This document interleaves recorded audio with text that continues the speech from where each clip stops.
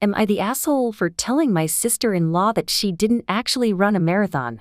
I've been a runner for as long as I can remember. I absolutely love it. I want running to continue growing as a competitive activity and as a just-for-fun hobby. I encourage and support newcomers to running, but recently I encountered a situation where I felt gatekeeping was necessary. My sister-in-law got into running last year, and she absolutely fell in love with it as well. Since I am also a runner, I decided I could connect with her on the topic. I wanted to hear about her runs, her progress, and maybe offer some helpful guidance if she wanted it. So, at a family gathering I asked her about running. After a bit of conversation, she mentioned to me that she ran a marathon. I was quite surprised. She ran a marathon after only getting into running a year ago. That is amazing. What incredible dedication and drive. I thought to myself. I was about to praise her for this incredible accomplishment, but then she explained this marathon in detail was a virtual marathon that she started late last year and apparently completed this year. Basically, it was an app-based event where you tally up your running distances until you reach 42.2 kilometers, 26.2 miles. I chuckled slightly and told her that it's great she totaled 42.2 kilometers in that time frame, but it doesn't count as a marathon. I told her that marathons have time limits for completion, usually 6 to 8 hours. If they didn't, then I could claim multiple ultra-marathons via the aggregate distances I ran in my life. It's disingenuous and, in my opinion, undermines those who have actually ran a marathon. She didn't take this well. She called me an asshole, a bully, an elitist, and a few other things. I apologized for upsetting her, but I stand by what I said. She didn't run a marathon. I didn't press the subject at all and left it at that. She wouldn't speak to me the rest of the gathering. My wife agrees with me, despite not being a runner herself. She said her sister overreacted. Their mother said that I should have just let my sister-in-law believe that she ran a marathon. Maybe, I don't know. She is 23 years old, without any impairments. Validating her marathon would feel similar to lying to a child to boost their confidence. The difference is, she is not a child. Am I the asshole? Am I the asshole for yelling at my wife because she used our conjoined savings to buy a yoga studio? Me and my wife Barbara have been married for 9 years, and together we have a son Casper 7 years old. When my wife and I decided to get married, we also made the decision to make a conjoined savings account for if we ended up in an emergency. Over the years we've saved up a pretty big amount of money, which I really appreciate since I have a lot of anxiety when it comes to financial stuff. So a couple of years ago my wife started attending a yoga class regularly, and recently she has started making some comments about wanting to teach yoga. I assumed she meant as a hobby, and therefore I made sure to be supportive whenever she would talk about it. Fast forward to today when I am on our online bank about to transfer some money to our savings account and see that over 2/3 of the money has disappeared. I am of course confused and ask my wife about it as soon as she gets home. That's when she tells me that she has used all this money to buy a yoga studio, fully furnished with mats and all. I start yelling at my wife, asking her why she would use our conjoined savings for this irresponsible purchase. She then tells me she used our saving because she has quit her job to become a full-time yoga instructor and therefore she didn't have enough money herself. I started screaming and yelling, calling her irresponsible. She then says that I am the asshole for yelling at her instead of talking it through like an adult. We had to stop the argument because our son came home, and we don't want to argue in front of him. Right now my wife is upstairs putting our son to bed, and we will continue our conversation when he's asleep. But now I need to know, am I the asshole? Sorry for any spelling mistakes as English is not my first language. Am I the asshole for making a joke when my friend told me she was pregnant? My friend Alice, fake name, and her husband have been trying for a baby for about 3 years. I am child-free, but this has never caused a problem in my relationship with Alice. We would often joke about this difference, with me telling her stuff like she'll miss all the disposable income when she has kids and her comparing my dog to a human kid. Neither of us got offended with this joking and it was all in good fun. On Friday, Alice, a couple other friends, and I went out to lunch and Alice told us that she was 3 months pregnant. I jokingly said, "I'm so sorry, let me know if you need a ride to the clinic." Alice flipped out and called me an insensitive bitch. I told her that I was joking, but she wouldn't hear it and she ended up leaving. She hasn't responded to my texts and calls ever since. Our other friends are staying out of it and don't want to give their opinions. I understand that my comment would come off as rude if I said it to a stranger, but Alice knows me and this is how we joke with each other. Am I the asshole? Am I the asshole for not letting my cousin bring their newborn baby to my wedding? I got married about 6 months ago. It was amazing and everything I dreamed of as a little girl. Even before I was engaged or planning a wedding, I knew I did not want children under the age of 10 at my wedding unless my partner had kids that needed to be included. They did not. To give a bit of background, my parents are the younger siblings of 6 children each, so my family is quite big and my cousins are all older than me. When planning my wedding, I was told by the catering company I hired that even if they are less than a year old, if they eat a bit of food, we will charge the $65 per plate. Weddings are expensive. This requirement, though, was going to help me back my claim to not let any kids younger than 10 to come, or so I thought. We sent out the save the dates. All my cousins called telling me they were excited. Everything seemed okay because all of them seemed fine with the children rule. This lasted until the invitations were sent out. To avoid anyone being confused on who were allowed to RSVP, my mom and I pre-filled out the numbers of guests attending for each party. As those who know, you need to have your final numbers in for everything at least a month in advance, so we required all RSVPs be sent back a month before the wedding. The time came to tally up numbers and my cousin and his wife have yet to respond, so I reach out, nothing. Wait a week and reach out again, nothing. Now to put some background on us, I talked to this pair almost weekly. They were the siblings I never had. This ghosting was weird, so I go over to their place to see if they could talk in person.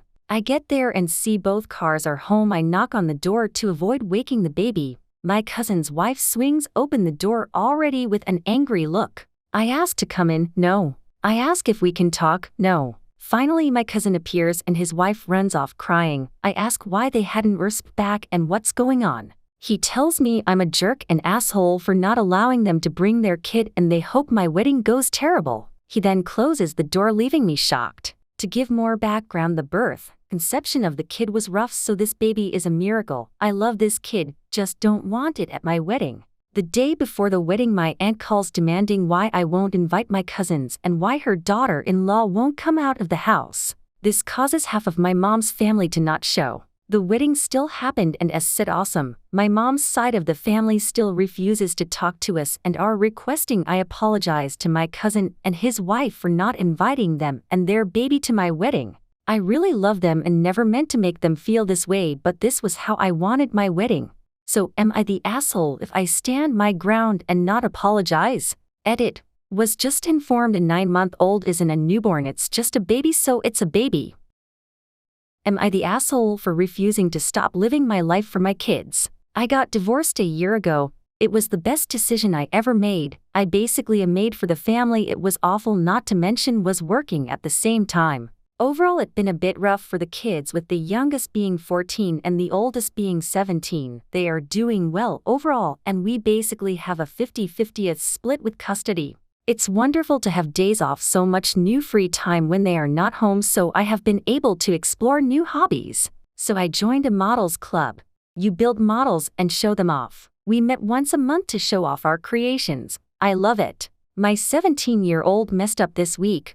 Volunteered for a bake sale, didn't tell me, and forgot to make cupcakes. I was about to leave for my meeting last night and he was panicking about not having it done. He asked me if I could do it and I told him no since I was leaving. He was also leaving to hang out with his friend. This morning cupcakes were not made since I wasn't doing it. We got in a huge fight about me not helping him out. I wasn't putting my life on hold for a simple mistake he did. He left for his father's and my ex also got in an argument with me about it and called me a jerk. Thank you for all the feedback.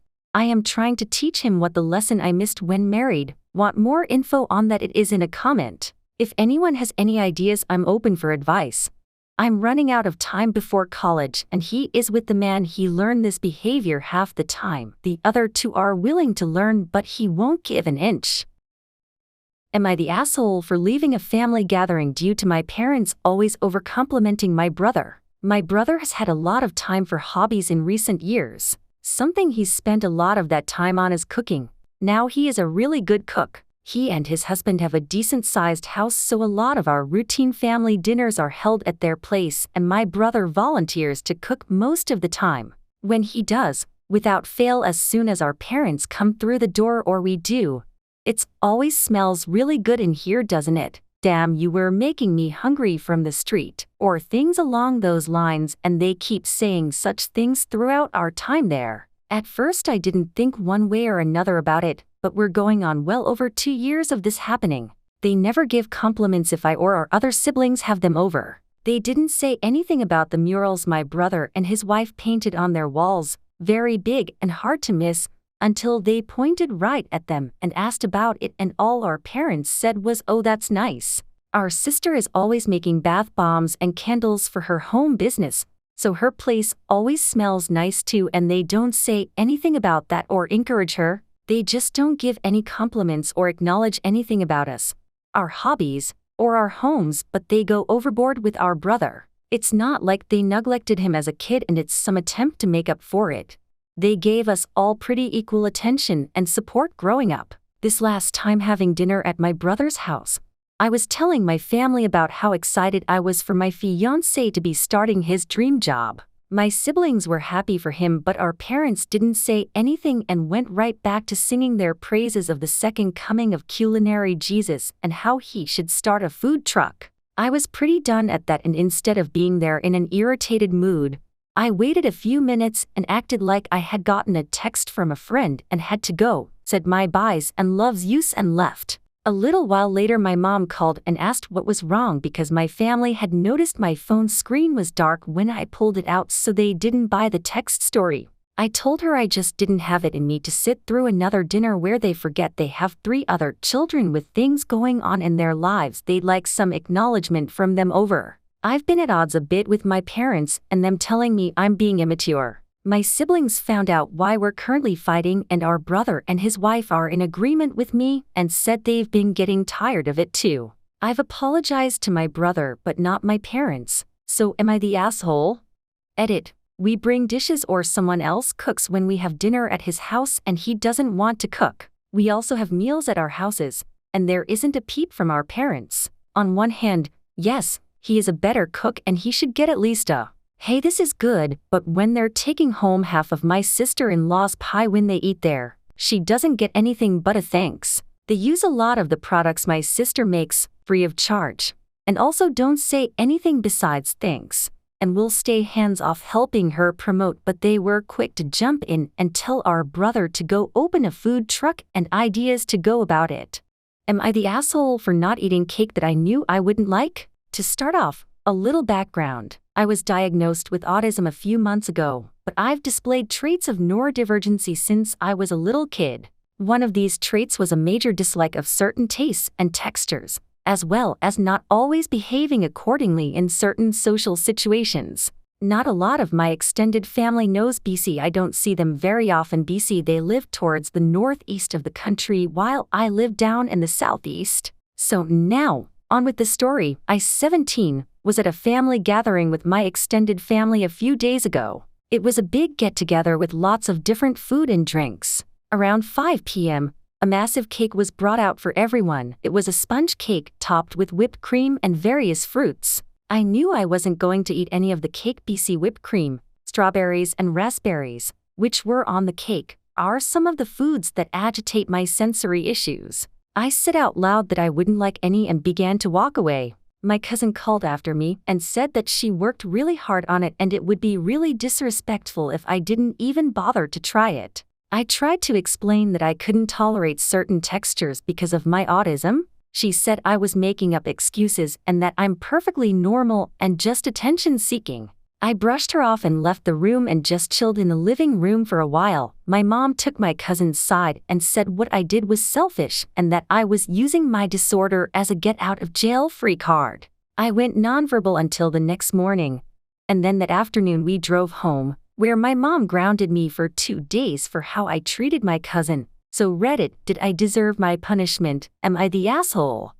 Edit, just to clarify a few things. 1. When I say I spoke out loud, It wasn't like I yelled and then stormed off. I saw the cake and I said to myself, oh, I don't want any. But it was a little louder than when I usually talk to myself, and my cousin must have overheard. 2. I didn't see the cake until it had been in the room for maybe 10 minutes. This is because the cake was set on a table in the corner of the room and people were crowded around it taking slices. When I got a chance to take a piece, I realized I didn't want any. 3. I didn't get up from a table and storm out of the room. We were all standing around the room and eating off paper plates. When I realized I didn't want any cake, I just set the paper plate down, casually turned away, and walked out of the room. Also, thank you to the people who informed me on the difference between being nonverbal and having selective mutism. I usually become unable to speak when I'm stressed, angry, embarrassed, or upset, and it takes a while for my voice to come back, and I know now that's called selective mutism. Am I the asshole for being open and honest about my alcoholism with my neighbors because I don't believe in hiding away in shame and telling them that? I'm 28, bought my first house. It's in an okay neighborhood, lots of people with young kids and all that American dream stuff. I am also an alcoholic. I have struggled with it since college, and there are bad times and better times. I see an addiction counselor. Living alone, I don't feel the need to hide away the truth of my alcoholism anymore. I can just come home with a bottle of wine and nobody's there to judge me. It has actually meant I drink less overall. The shame fuels the drinking. We had a windstorm and my recycling bin went on a little trip down the street. I grabbed it when I got home and had a laugh about it with my neighbor. There were the results of a bender and she asked if I had a party. I said no, this was just me. She said, they pick up the recycling every week. You don't have to keep it for so long. I said I know, this was just from the past week. She looked at the bin again and said, oh, wow, okay. She asked did I need to talk to someone, etc. One of our other neighbors kinda misread the vibe and came out to join the conversation, which I'm not mad about. This is that kind of neighborhood. I didn't want it to become a whole thing, so I said, I'm an alcoholic.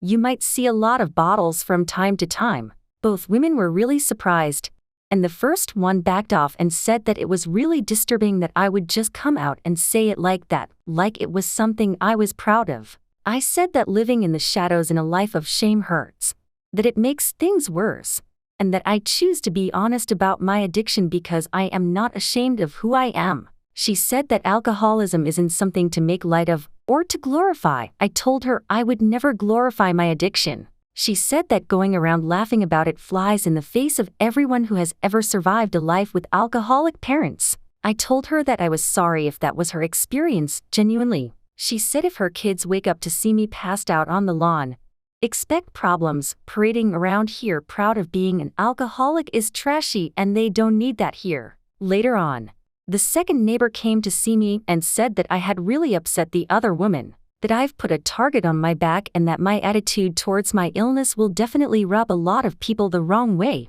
I said that I understand, but explained the thing about shame to her. She said that I would never have to worry about her judging me, but to watch out for that woman's crew. Am I the asshole for not ordering my wife food? I just started a new job where I work from home. Unfortunately, I'm still bound to a work schedule and need to take lunches as assigned and such. My wife does not work from home and works at an office with varying hours. Anyway, yesterday my lunch was at 11:30 a.m., and my wife was at her job until 4:30 p.m. For whatever reason, there was no food to eat for lunch. At least nothing that I could quickly make and eat within 30 minutes. So I just ordered something from a delivery app. I go ahead and order from a fast food place a few minutes before my lunch and finish it right before I clock back into work. I forgot to throw away the bag it came in and left it on the table. My wife comes home from work at about 4:50 p.m., and I hear her go into the fridge. Then she asks where her food is at that I ordered. I told her I didn't get her anything because I figured, 1, she didn't want to heat up a cold fast food, which is kinda gross, and 2, she would have already had lunch at work or was planning on what her and I would cook for dinner later. She said I was an asshole for not thinking of her or asking her if she wanted anything to eat since I was ordering. I told her that I ordered it for my lunch nearly 5 hours ago and didn't think it mattered, since it didn't matter that we didn't eat lunch together when we were both in separate workplaces. Anyone have any insight on this? Am I the asshole for saying no to mother-in-law? Too long to read. She calls my husband out of the blue yesterday, Tuesday evening, and says she's decided to come visit us this week. This Sunday, I'm picking up my nephew who will be staying with us for 9 days. That trip has been planned for 8 months. This is our only weekend off this month, and she's driving 16 hours one way to spend the 2 days with us. I said hell no, my husband is conflicted. She said you have to choose. Full story? I don't like my mother-in-law. When I first met her, it was to go to an important holiday dinner hosted by my husband's then boyfriend, extended family. She met us at the hotel and met me before we went, but then took my husband aside and said I needed to change clothes because I looked like a whore. I cried. My husband said we weren't going anymore and told his mom to leave. We made up later. As my husband and I dated, I learned more about his relationship with her. They didn't talk often before me or since. He went to visit her one time alone. Flash forward and he hasn't seen her for a while. For whatever reason, they never coordinated a time for her to visit, or we always had some excuse. Finally, she calls my husband and says she's coming this weekend to visit. It's Tuesday night. I immediately say no when my husband tells me. I tell him that my nephew will be in on Sunday morning, and she would drive 16 hours one way. He hesitates but agrees and tells his mom it can't be this week, pick another time. His mom guilts him, says there's always some excuse and that I don't like her. She says she feels like if she doesn't come see him right now, she may never see him again. So he decides to let her come with some conditions of not seeing the house and not seeing me. I respect his choice, but I'm still mad, because regardless of their relationship and the repair they need, he still let her come out last minute and stay the 2 days before I have company for a week. I'm mad he didn't see that as impolite and selfish. We fought and he said, she was right. I do have to choose. This sucks. Am I the asshole? Am I the asshole for telling my dad that he doesn't get to parent only when it's convenient and that it's his own fault he's in this situation? My family's situation is a bit confusing, so I'll try my best to explain. My mom got pregnant twice as a teen, resulting in my siblings and my brothers 18 and 16. I'm 16. My mom and the person I know as my dad started dating while she was pregnant with me. My whole life I was told he's my father and his name is on my original birth certificate. My bio mom and dad were unfit parents, and it resulted in us being CPS, and they eventually got their parental rights taken away. We were later adopted by a different family, and they are who see as our mom and dad. A year ago we found out that the man who we thought was our bio dad is not in fact our bio dad, and our bio dad is a person we had never met. Our bio dad reached out to us, and while we were hesitant at first, our parents suggested we at least just say hi back. We did, and eventually we ended up meeting bio dad and later his family. Through this we found out that bio dad knew that our mom was pregnant but chose not to be involved and wanted nothing to do with us at the time as he wasn't ready to have children. Present day bio dad is married and he and his wife are struggling to have kids. And so after several months of slowly gaining our family's trust, bio dad suggested to our parents that they have an unofficial custody with him, where we'd spend some weekends, holidays, summers, etc. and such with him and his wife, and my parents said, not only are they not willing to give up weekends, holidays, etc., they also don't want to have any unofficial agreement either. This annoyed my bio dad, and he started throwing the dad card around, saying that he's our father and therefore he has the right to having us around as much as he wants, and that his suggestion was him trying to be reasonable. He then came to us saying he wants us to be a family again and they are keeping us from him, etc., and just trash-talking my parents a lot. I guess he was trying to get us to side with him, but this just made us start to not like him. The next few times we met he just kept on trash-talking our parents, and I told him that he had multiple chances to be a parent but chose not. He doesn't get to be a parent when it's now convenient for him, and had he stepped up earlier he wouldn't be in this situation. I also said that if he kept trash-talking our parents we'd stop talking to him. We've stopped talking. Our bio dad then took to social media telling any and everybody that my parents are evil and keeping him from the only kids he might ever have, and calling us kids brainwashed, dumb, and ungrateful. Since then we've had his family and friends contact us saying we should apologize to bio dad and to rethink our decisions. Others are blaming our parents. saying that one day we'll snap out of our parents' brainwashing and regret cutting our bio dad off. Some took even as far as to say we're ungrateful, petty, and all kinds of mean things.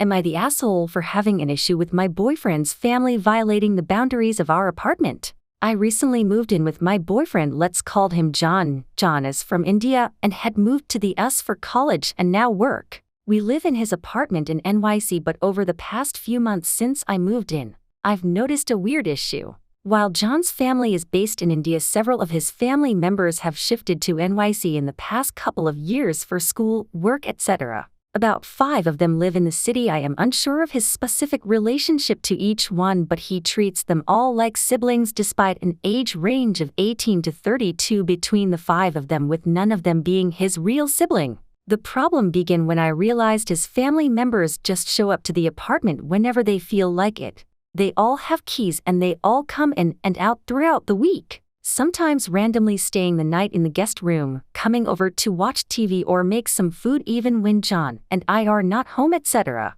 This was incredibly jarring for me because it felt like there was no privacy left to be within the house when all these people could just come in, borrow things, use the apartment and leave. It's not that they made a mess or broke things, but it was just them using our apartment as their own. Yesterday I had come and one of his younger sisters, around 19, was cooking something in the kitchen. And having had a long, tiring day, I had just wanted to come home to a silent, quiet apartment to relax in.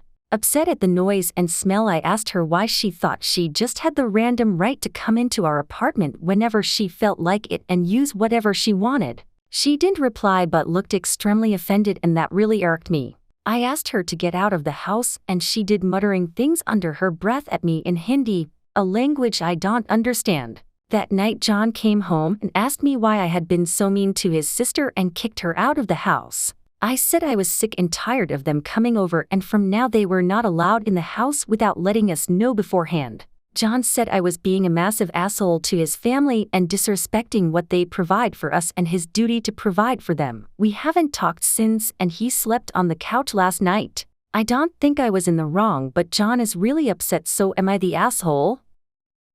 Am I the asshole for saying my friend is stealing my Native American culture? I have a friend, Kai, who is interested in Native American culture. I am of Ojibwe and Lincoln descent, so I taught her all I could. I have no problem sharing my culture as long as people are respectful of it. Eventually I explained what Two-Spirit was. For those who are unaware, Two-Spirit is a term that describes a concept used by some Native American tribes, which is the idea that there is a third gender who encompasses the male and female spirit. Two-Spirit people play an important role in traditional ceremonies and are regarded as very important. A few days pass and I see that Kai added Two-Spirit to her Instagram bio. I politely message her and explain that only Native American people be Two-Spirit, and she tells me to let it go. I explained to her that it's quite hurtful to see that in her bio, especially knowing that Two-Spirit people had to hide who they were for centuries due to colonization.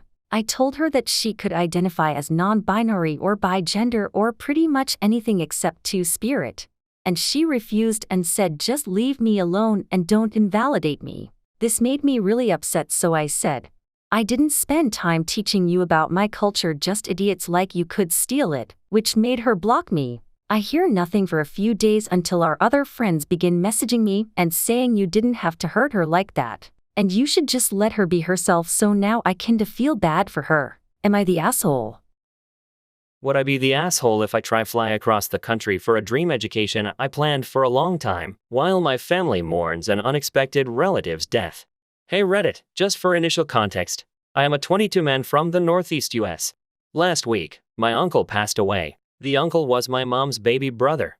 This came as an extreme shock to everyone, including my baby sisters and my entire mom's side of the family, such as my aunt and grandparents. My uncle had a horrible illness a few years back and we all rallied to make sure he was okay.